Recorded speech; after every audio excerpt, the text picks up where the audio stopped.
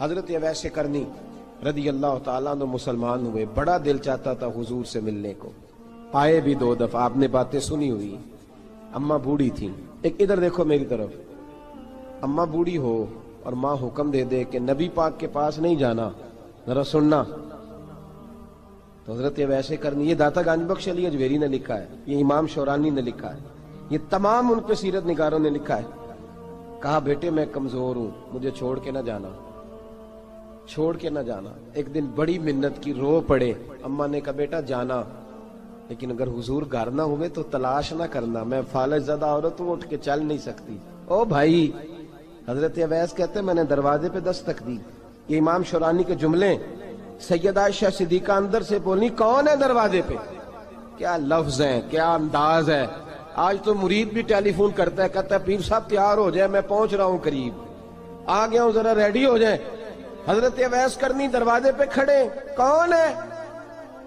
بڑی عاجزی، بڑی درویشی، کہنے لگے اماں جی ایک فقیر ہوں، یمن کا رہنے والا ہوں، ایک فقیر ہوں، ایک درویش ہوں، یمن سے آیا ہوں، محبوب سے ملنا ہے۔ کہا وہ تو گھر میں حجرے میں تشریف فرما نہیں ہے، باہر دیکھ لو، مسجد میں یا کسی جگہ تلاش کر لو۔ حضرت اویس کرنی کی آنکھوں میں آنسو آئے، کہنے لگے وہ آئے تو بتا دینا کہ ایک قرن سے فقیر آیا تھا۔ یہ امام شورانی کے جملے ہیں۔ حضرت عائشہ کہتی ہے مجھے بتانا نہیں پڑا، محبوب گھر آئے تو آتے ہی پوچھنے لگے عائشہ کوئی آیا تھا؟ علم غیب رسول کے منکر اس حقیقت کو بھول جاتے ہیں، غیب مانا کہ راز ہے، لیکن راز اپنوں سے کب چھپاتے ہیں۔ نبی کریم صلی اللہ علیہ وسلم کوئی آیا تھا؟ حضرت عائشہ نے سوال عرض کی یا رسول اللہ آپ کو کیسے لگا؟ حضور فرمانے لگے کسی کی خوشبو آ رہی ہے، کسی کی، یہ امام شورانی کے لفظ ہے، کسی کی، اگرچہ غالب خوشبو خود محبوب کی ہے، کسی کی خوشبو آ رہی ہے۔ کہ حضور قرن کا رہنے والا کو فقیر آیا تھا، سلام چھوڑ کے چلا گیا۔ جناب عائشہ کہتے ہیں حضور کی آنکھوں میں آنسو آئے۔ میں نے کہا حضور وہ گیا کیوں؟ تو محبوب نے فرمایا اس کی ماں بوڑھی ہے، اس کی ماں۔ محبوب اگر اماں کے لیے کہتے ہیں چل دیکھے نا تابی بنے، وہ صحابی نہیں بن سکے، تابی، تو تبلیغ کرنے کیسے چلا جاتا ہے بیمار ماں کو چھوڑ کے؟ تو پیر صاحب کے ڈیرے پہ کیسے پہنچ گیا اماں کو چھوڑ؟ تجھے کس نے اجازت دی کہ ماں باپ بوڑھے تھے اور تو کہے جی میں وہاں جا رہا ہوں، میں نے چلے کرنے ہیں، وظیفے پڑھنے؟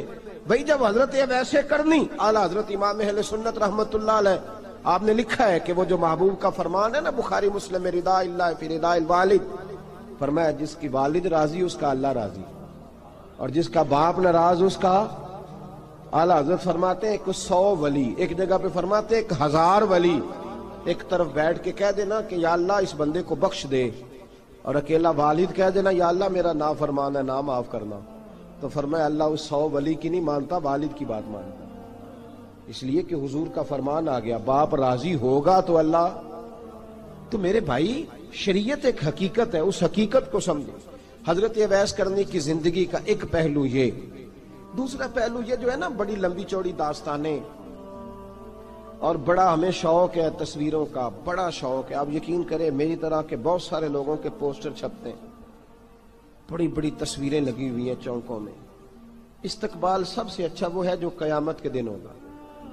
اگر اس استقبال دیکھیں نا، یہاں ہم سے پہلے لوگوں کے بڑے استقبال ہوئے، پھر بعد میں کیا ہوا؟ چلے گئے وہ لوگ، ہم آ گئے، ہم بھی چلے جائیں گے۔ مٹی دیں تے مٹی رہنا ہی، ایویں کا دی بلے بلے، اج مٹی دے اتے بندیا تے کل مٹی دے تھلے۔ حضرت اویس کرنی خیر التابعین ہے، تابعین میں سب سے پہلا نمبر ہے۔ آپ کی سب سے بڑی فضیلت یہ ہے کہ آپ نا، یہ ہم نہ بتاتے بڑا ہیں، گزرتے گزرتے بتا دیتے ہیں کہ میں تہجد گزار بھی ہوں، گزرتے گزرتے بتا دیتے ہیں کہ مسجد کی جو ٹائلیں ہیں نا وہ میں نے لگوائی ہیں، بس کوئی بندہ مل جائے صحیح جس کو ہم کرامتیں سنا سکیں۔ میرے جیسے مولوی صاحب بھی بتاتے ہیں، کہتے ہیں جب میرے جیسے اچھے لوگوں کی، وہ بھی بتاتے ہیں جب میں مسجد میں آیا تھا تو 30 بچے تھے، اب پورے 80 ہیں، وہی بتاتے ہیں 150 صف ہوتی تھی نمازیوں کی، اب بھئی چھوڑو، اگر بچے پڑھاؤ گے تو اللہ راضی ہوگا، کو بتانے کی بات ہے، کو ذکر کرنے کی بات ہے، یہ اللہ رسول کا راز ہے، اس کا ذکر نہیں کیا جاتا۔ خواجہ اویس کرنی رضی اللہ تعالیٰ اپنے آپ کو چھپا کے رکھا ساری زندگی، ساری زندگی اماں جب انتقال کر گئی نا خواجہ ویسے کرنی کی، والد پہلے جا چکے تھے، والدہ انتقال کر گئی تو کسی ایک جگہ ٹھکانہ نہیں رکھا حضرت ویسے کرنی۔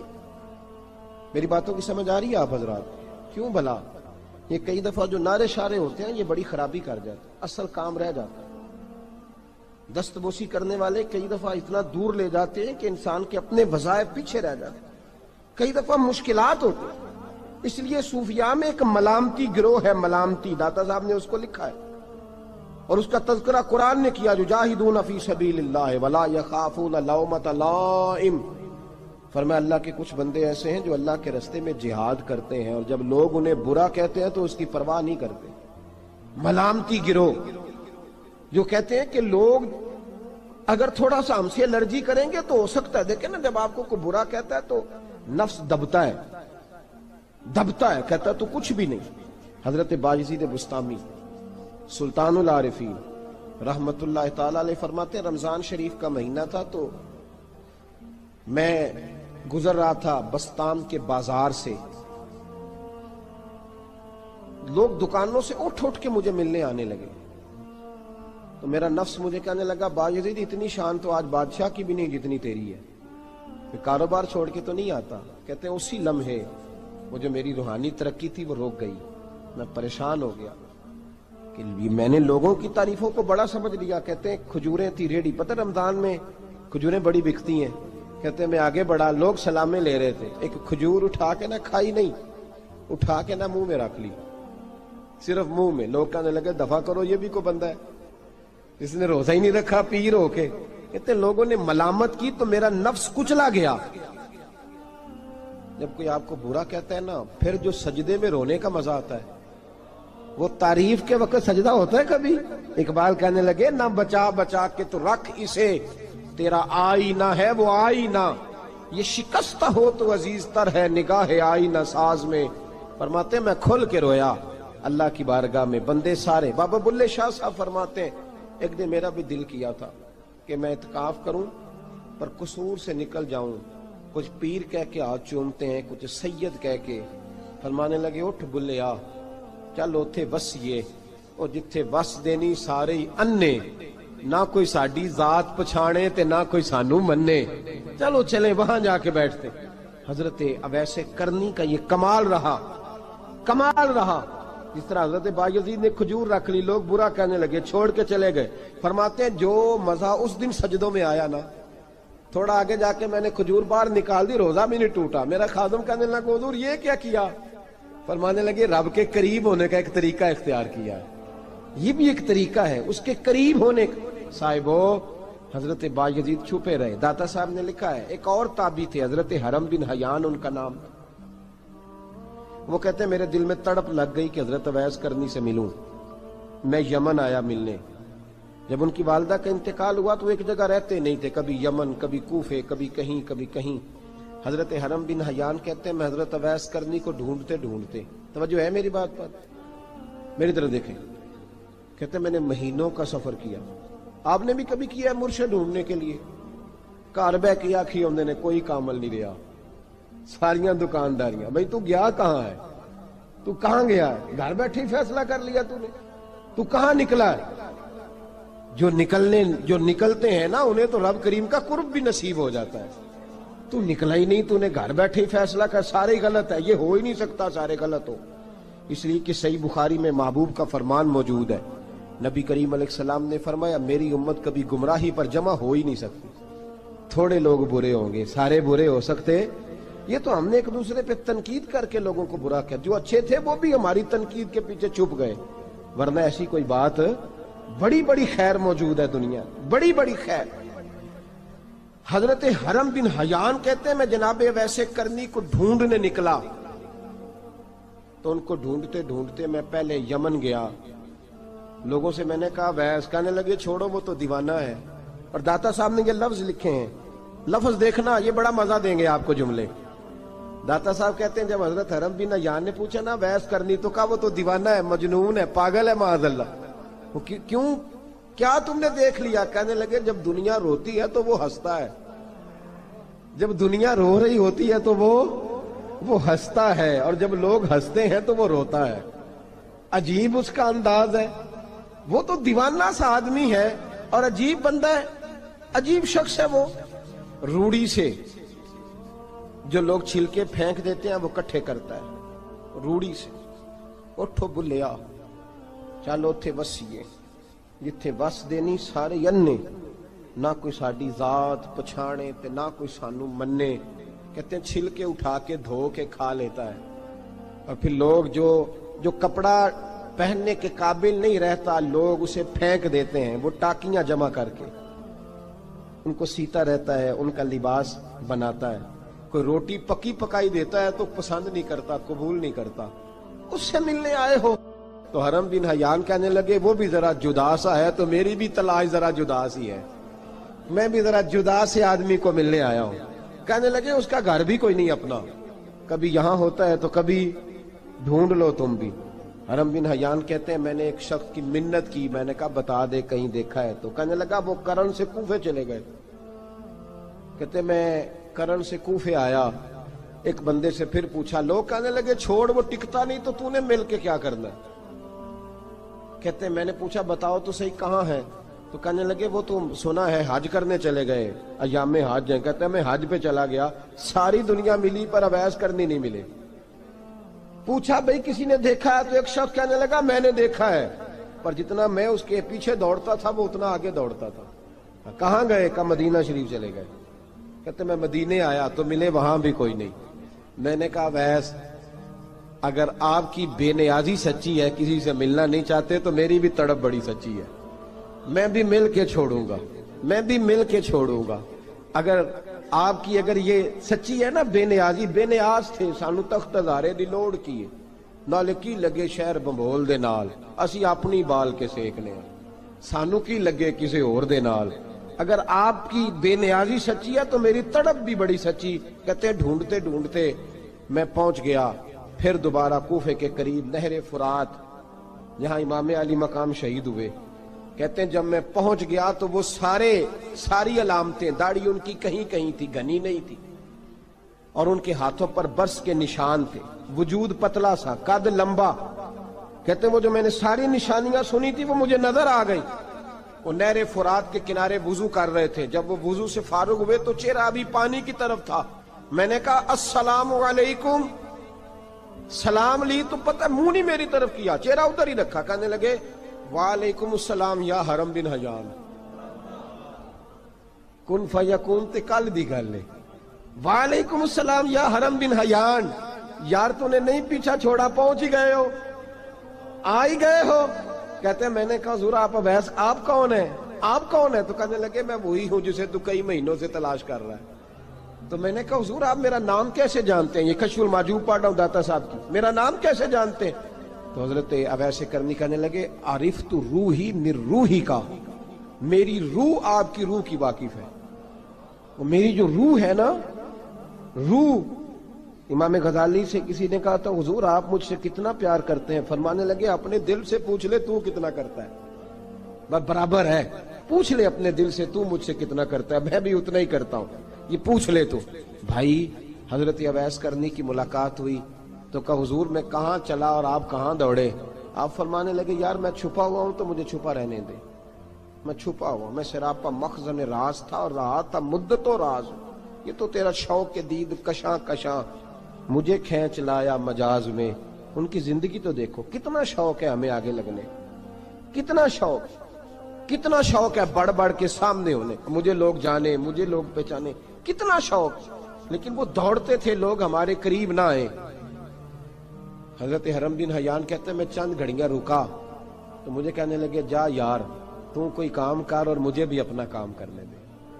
تو میں نے کہا حضور آپ کیا کریں گے؟ فرمانے لگے گناہ بڑے لمبے ہیں، ذرا معافیاں مانگوں گا اپنے رب سے، میں اس کی بارگاہ میں استغفار کروں گا، مجھے ذرا ریت پہ سجدے کرنے دے، تو جا، مجھے شوق نہیں، تو چلا جا۔ حضرت حرم بن حیان کہتے ہیں میں نے کہا حضور میرے لیے دعا کر دیں۔ تو جناب اویس کرنی نے ہاتھ اٹھائے، کہنے لگے یا اللہ میری اور اس کی ملاقات جنت میں کرا دینا، میری اور اس کی ملاقات جنت میں کرا دینا۔ یعنی یہ بھی کہہ دیا کہ اب دنیا میں دوبارہ ملاقات نہیں ہوگی۔ کہتے ہیں میں یہ بولنے ہی لگا تھا، کہنے ہی لگا تھا کہ حضور یہاں نہیں ہوگی، تو کہنے لگے چپ کر، جب جنت کی بات جو کر دی ہے ہو گئی بات، اب اتنی دور تک تجھے کہہ دیا تو اب تو یہاں پھر دعا کی بات حضرت اویس کرنی خیر التاب۔ ایک اور بات، پیار صرف سامنے رہ کے نہیں ہوتا، بن دیکھا پیار بھی بڑا شاندار ہوتا، بڑا شاندار، بڑا ہی شاندار ہوتا ہے۔ میرے محبوب نے اس کو بیان کیا، حبیب پاک سید عالم میرے حبیب رحمت علیہ السلام فرمانے لگے اپنے صحابہ سے، تم نے مجھے دیکھ کے کلمہ پڑھا، تمہیں ایک مبارک، اور جو بن دیکھے میرے نام پر جانے دیتے ہیں انہیں 7 بار مبارکباد۔ حضرت اویس کا یار دیکھیں نا، ایک معنی میں حضور نے یہ بھی بیان کیا، ابو داؤد میں موجود ہے۔ محبوب فرمانے لگے صحابہ سے، بتاؤ کامل ایمان کس کا ہے؟ کہ یا رسول اللہ نبیوں کا۔ فرمایا ان پر تو وہی آتی ہے، یہ ایک معنی میں ہے، ورنہ کامل ایمان انہی کا ہے۔ فرمایا بتاؤ کامل ایمان کس کا؟ کہ یا رسول اللہ صحابہ کا، ہمارا۔ نبی پاک نے فرمایا تم نے تو درختوں کو سجدے کرتے دیکھا ہے، ڈوبے ہوئے سورج کو واپس آتے دیکھا ہے، چاند ٹوٹتے دیکھا ہے۔ کہ حضور پھر فرشتوں کا؟ فرمایا وہ تو اللہ کے عرش کے پاس رہتے ہیں۔ کہ یا رسول اللہ ہماری پھر بس ہو گئی، آپ بتا دیں کامل ایمان کس کا ہے؟ تو محبوب نے فرمایا کامل ایمان ان کا ہے جنہوں نے مجھے دیکھا نہیں ہوگا، جنہوں نے مجھے دیکھا نہیں ہوگا، اور لفظ ہیں حدیث کے، دیکھا نہیں ہوگا پر ان کی خواہش ہوگی اگر ایک دفعہ جلوہ نظر آئے تو وہ ہر چیز قربان کرنے کو تیار ہے، ان کی یہ خواہش ہو۔ حضرت اویس کرنی نے ہمیں بتایا کہ جو بن دیکھا پیار ہے نا، بن دیکھا، جس نے دیکھا نہیں پر اس کی یاد میں تڑپتا، دیکھا نہیں پر اس کی مالا جپتا۔ حضرت ابو ذر غفاری نے پوچھا تھا، ترغیب و ترہیب میں حدیث ہے، یا رسول اللہ صلی اللہ علیہ وسلم کچھ لوگوں سے ہم محبت کرتے ہیں پر ہم ان سے ملے نہیں، ہمارے عمل بھی ان جیسے نہیں، حضور اس محبت کے عوض کچھ ملے گا؟ تو محبوب نے فرمایا اللہ محبت کرنے والوں کو جنت میں جمع فرما دے گا، اللہ جمع کر دے گا، لیکن کبھی کبھی نہ انہیں اعزاز دینا پڑتا ہے۔